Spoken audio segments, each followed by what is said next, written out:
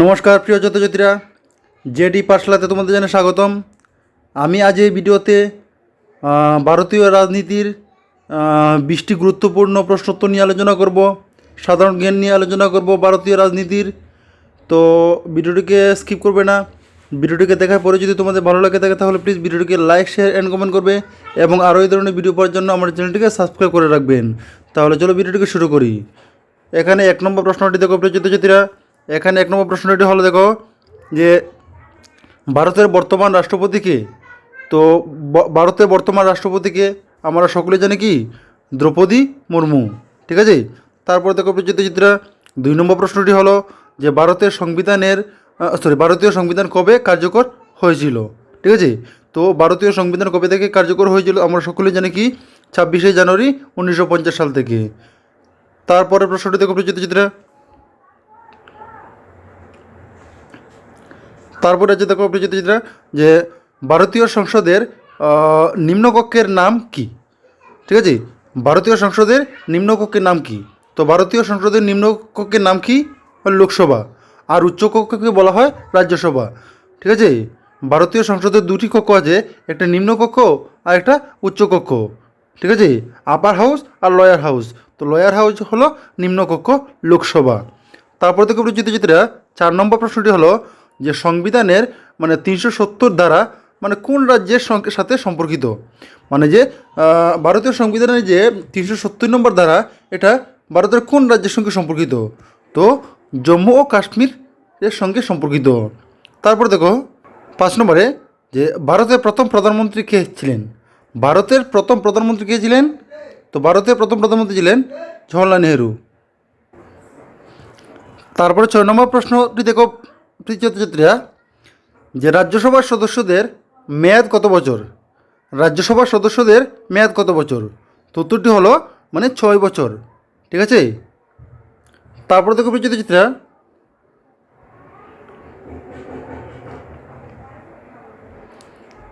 7 number minister of home affairs এর বর্তমান মন্ত্রী কে। ঠিক আছে। হোম মিনিস্টার কে। তো হোম মিনিস্টারকে হলো ভারতের বর্তমান হোম মিনিস্টার হলো অমিত শাহ। ঠিক আছে। তারপর দেখো প্রিয় ছাত্রছাত্রীরা 8 নম্বর প্রশ্ন যে ভারতীয় সংবিধানে মোট কতটি অনুচ্ছেদ আছে। ঠিক আছে। ভারতীয় সংবিধানে মোট কতটি অনুচ্ছেদ আছে। 448টি অনুচ্ছেদ আছে। তারপর দেখো প্রিয় ছাত্রছাত্রীরা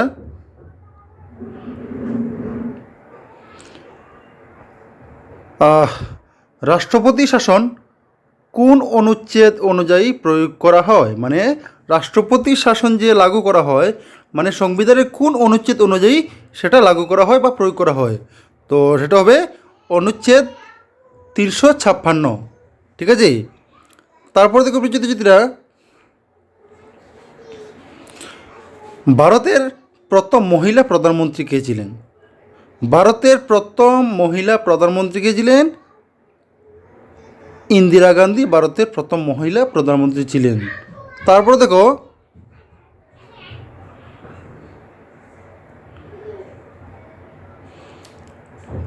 ভারতের প্রধান বিচারপতি অর্থাৎ চিফ জাস্টিস অফ ইন্ডিয়া কে নিযুক্ত করেন। কে নিযুক্ত করেন বা কে অ্যাপয়েন্টমেন্ট দেয় ভারতের যে প্রধান বিচারপতি। তো ভারতের প্রধান বিচারপতিকে ভারতের রাষ্ট্রপতি নিযুক্ত করেন বা অ্যাপয়েন্টমেন্ট দেন। তারপর দেখো প্রিয় ছাত্রছাত্রীরা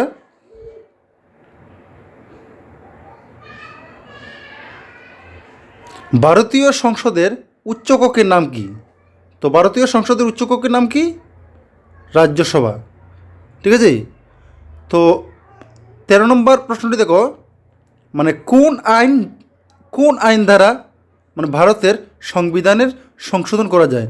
ভারতীয় সংবিধানের কোন অনুচ্ছেদ অনুযায়ী বা কোন আর্টিকেল অনুযায়ী সংবিধানের সংশোধন করা যায়। তো উত্তরটি হবে প্রিয় ছাত্রছাত্রীরা দেখো, উত্তরটি হবে আর্টিকেল 368। আর্টিকেল 368 অনুচ্ছেদ 368 অনুযায়ী ভারতীয় সংবিধানকে সংশোধন করা যায়। তারপর দেখো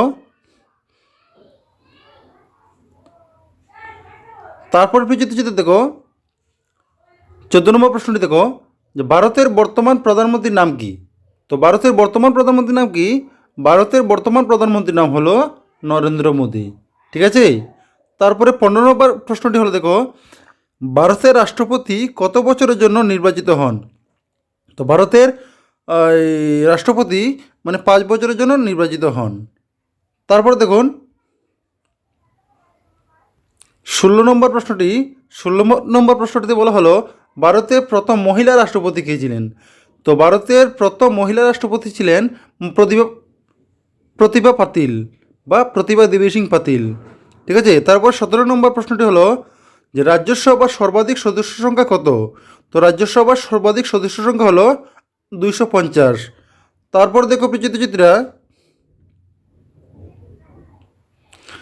18 নম্বর, মানে ভারতীয় সংসদের যৌথ অধিবেশন মানে কে ডাকে বা কে ডাক দেন? ভারতীয় সংসদের যৌথ অধিবেশনের কে মানে মিটিংটি মানে এই আহ্বান করেন বা কে ডাক দেন?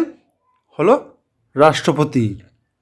তারপরে দেখুন প্রিয় যে ভারতের সংবিধানে মানে কতটি অংশে বিভক্ত? ভারতীয় সংবিধান কতটি অংশে বিভক্ত অর্থাৎ অধ্যায়? অধ্যায় কয়টি? ভারতীয় সংবিধান অধ্যায় হলো 22টি। তারপরে দেখো সর্বশেষ প্রশ্নটি দেখো আজকের ভিডিওর প্রিয়